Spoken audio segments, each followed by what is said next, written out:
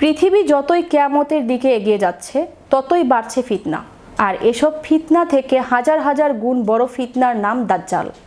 মানবজাতির জন্য দাজ্জালের চেয়ে বড় আর কোনো বিপদ নেই। কিন্তু ভয়ঙ্কর দাজ্জালের আবির্ভাব কখন আর এ থেকে বাঁচার উপায় কি, বিস্তারিত থাকছে ডেস্ক রিপোর্টে। পৃথিবী যতই কিয়ামতের দিকে এগিয়ে যাচ্ছে ততই বাড়ছে ফিতনা। আর এসব ফিতনা থেকে হাজার হাজার গুণ বড় ফিতনার নাম দাজ্জাল। বলা হয়ে থাকে মানব জাতির জন্য দাজ্জালের চেয়ে বড় আর কোনো বিপদ নেই। সব নবী তার উম্মতকে দাজ্জালের ভয় দেখিয়েছিলেন, একই সঙ্গে দাজ্জাল থেকে বাঁচার উপায়ও বলে দিয়েছেন। দাজ্জাল নিয়ে প্রশ্নের শেষ নেই। তার একটি হলো, সে মানুষ নাকি জিন। গবেষকদের অধিকাংশরাই বলেছেন সে মানুষ। কেউ কেউ বলেছেন সে শয়তানের অন্তর্ভুক্ত।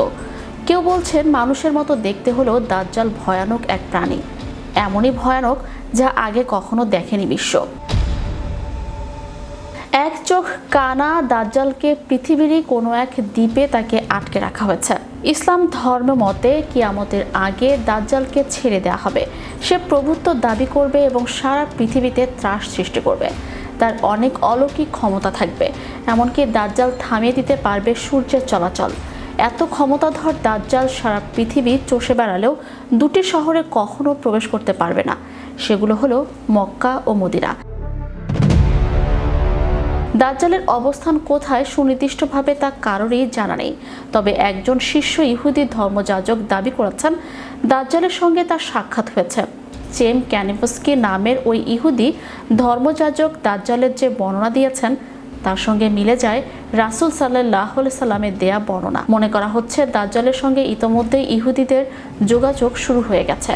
ভয় এবং অলৌকিক ক্ষমতা দেখিয়ে নিজের দল ভারী করবে দাজ্জাল।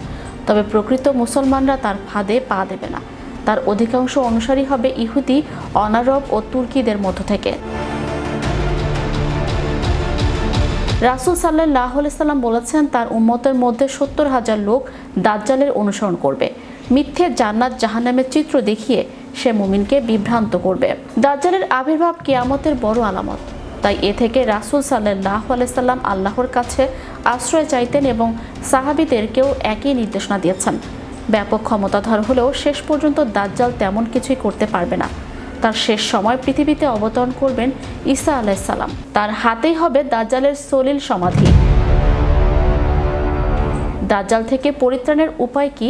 হাদিসে উল্লেখ আছে রাসূল সাল্লাল্লাহু আলাইহি সাল্লাম বলেছেন, তোমাদের মধ্যে যে দাজ্জালকে পাবে সে যেন সূরা কাহাফের শুরু অংশটা পড়ে। আরেক হাদিসে সূরা কাহাফের প্রথম 10 আয়াত মুখস্থ করে রাখতে বলা হয়েছে, যেন দাজ্জালের সাক্ষাতেই সেটা পড়া যায়। এছাড়া হাদিসে কিছু দোয়ার কথা উল্লেখ করে দাজ্জালের ফিতনা থেকে বাঁচার উপায় বলে দেওয়া হয়েছে।